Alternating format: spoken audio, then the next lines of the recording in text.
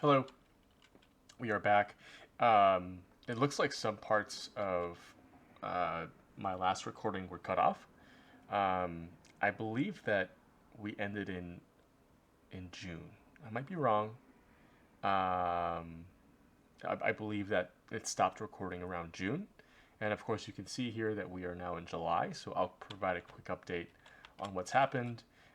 First, uh, this fleet here, made up of the British, Italians, and French, are primarily on convoy duty.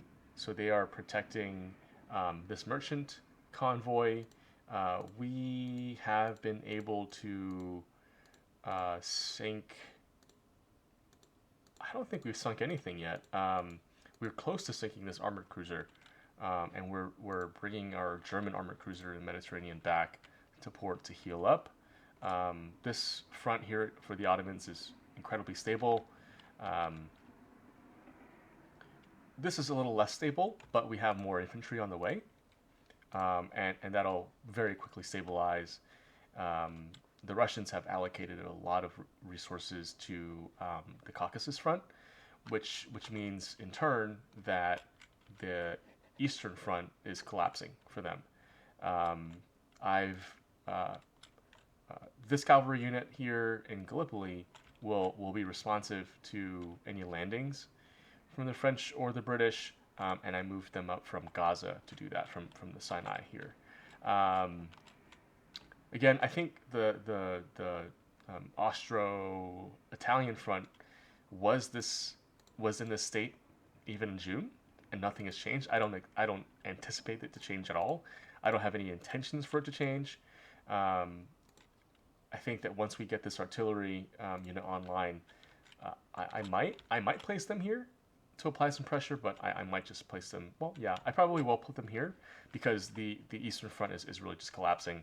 Um, and I'll just go over this real quickly. So we've pretty clearly punctured a hole um, into Ukraine. I think that we'll pretty easily take Kiev, Sevastopol, probably uh, maybe by end of year to Sevastopol. We'll see.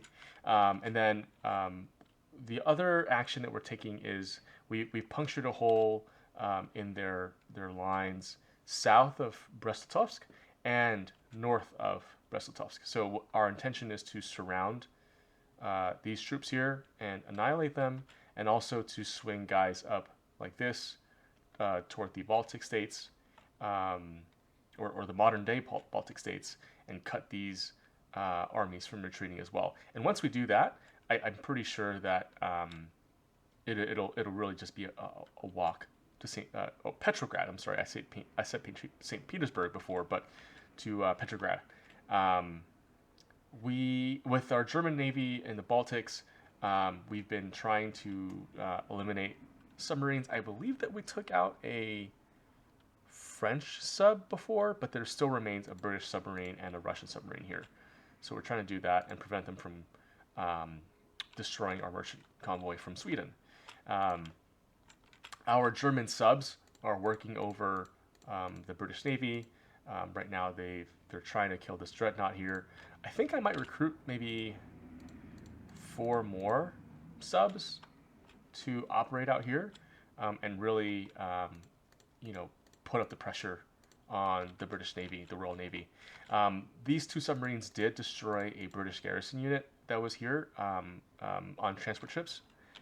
And then lastly is the Western Front, where the AI has completely, crashed out.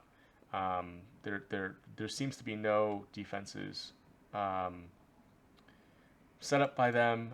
It's really unfortunate the AI in this game isn't as good as others when it comes time for Italy to join.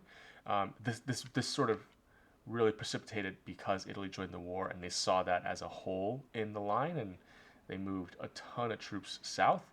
I think that if we have a plane here, a fighter or a bomber, and we had some scouting here, we could probably see this northern Italy just filled with troops, and even stretched along here in between. And unfortunately, it means that the Western Front is collapsing, not because of us, not because of anything we did, but because Italy joined the war. Um, and so, we're taking advantage of that. We are moving across northern France. Um, I don't know. Who knows? We'll probably take Paris by the end of the year. We'll see. Um, but what's interesting is that the French troops and one BEF detachment here in southern France, in the frontier regions, are not permitted now to escape via rail. We've cut their rail with this infantry unit here out through Dijon and then Paris. So if they want to escape, they have to march out, which means that it'll just be more difficult for them to do so. And they can't reinforce this region with rail as well. Okay, so I think that is it. And we don't really have anything else to do, I don't believe. Let me just check our research. Okay, yeah, I can do something with the Germans. I think... Sure, let's focus on these gas masks. All right. Oh, wait, sorry. And I didn't look over the Turkish. Okay, yeah, Turkish is fine. The Ottomans.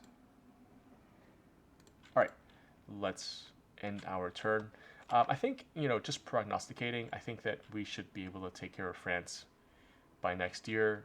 I think all of the Russian armies will be destroyed by end of year 1915. We'll be able to stabilize the Caucasus region quite soon. We anticipate the landings in Gallipoli. I hope that this remains stable. And we'll continue to apply pressure on the Entente navies in the Mediterranean and the North Sea and Channel region. Okay. So, do we have anything coming up? No? All right, that's fine. Let's end our turn.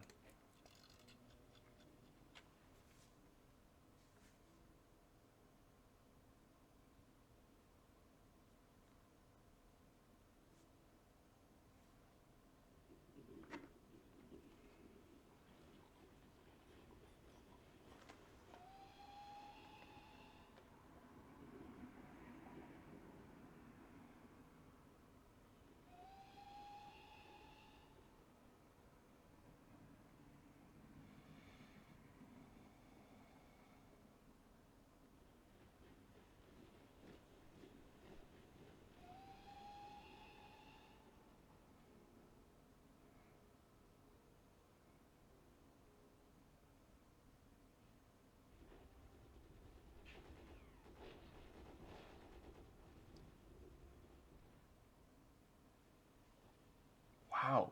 So how many? Wow. They've just got a ton of guys out here.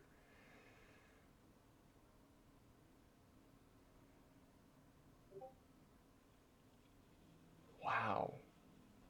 How many guys do you have out here?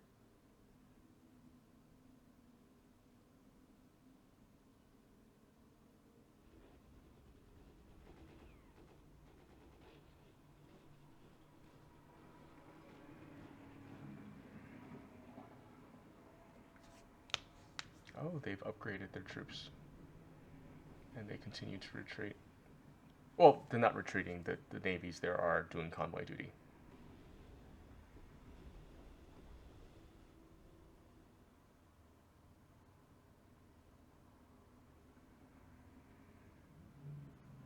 Okay. So we have armored car chassis and anti-air defense for the Austro-Hungarians and the Ottomans. Let's do this navy next. Let's figure out where. Okay, so they're continuing to run. I say, okay, hang on.